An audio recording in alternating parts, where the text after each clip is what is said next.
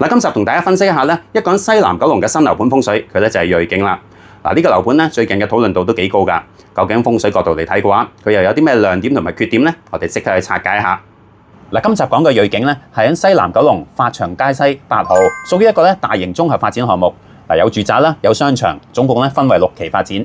今次推出嘅第一期咧係3A 座同埋3B 座。嗱，樓高咧就43層，總共咧提供507個單位。預計嘅關鍵日期咧喺2028年嘅年尾。嗱，其實我哋香港風水盤咧喺2018年已經咧跟進同埋分析過呢個地段將來嘅發展。大家而家可以見到啦，銳景嘅前身咧係潤發倉庫。嗱，經過呢幾年時間咧，由舊貨倉搖身一變，變成咗今日嘅新盤。嗱，西九龍一帶咧本身係靠海、靠填海、靠開揚嘅水勢，配合咧當時地運當旺嘅坐向而起。嗱，所以7運到8運期間，好多研究風水嘅人咧都認為西九龍咧係一塊旺地。嗱，不過啦，隨住2024年進入咗9運，地運嘅格局咧有轉變。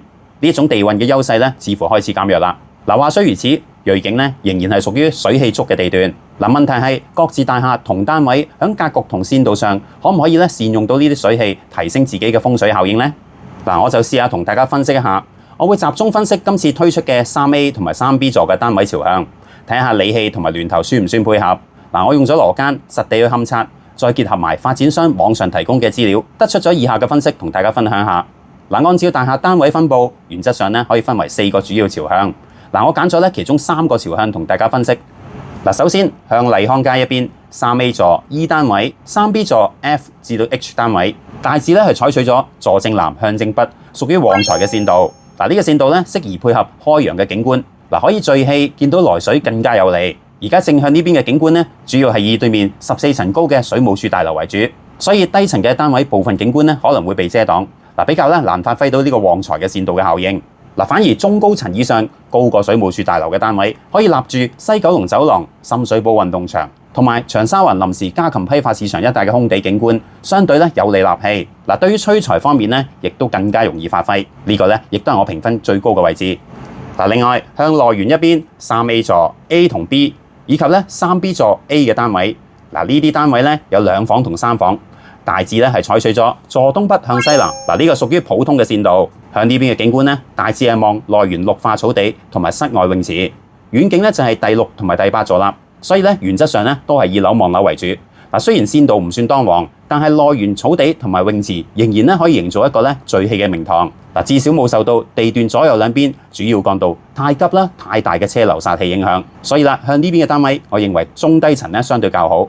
而呢邊單位內在較當旺嘅位置比較多係集中喺東北至到正北一邊，亦即係大門一邊。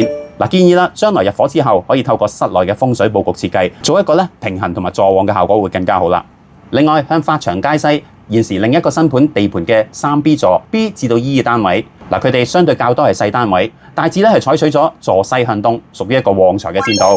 向呢邊嘅景觀相對較窄，因為受制於同屋苑嘅第5座同埋對面地盤將來嘅新盤影響。所以原則上都係以樓望樓為主，外局嘅巒頭同理氣唔算好配合。如果可以同時立到對面新樓盤內園泳池嘅水氣，營造咗一個聚氣名堂嘅話，反而對而家坐向線道有加分嘅效果。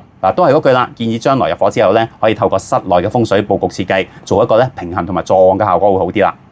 好啦，總結一下，由於銳景成個發展項目相對較大，當中嗰幾座大廈分佈同埋整體嘅設計佈局唔算太花巧。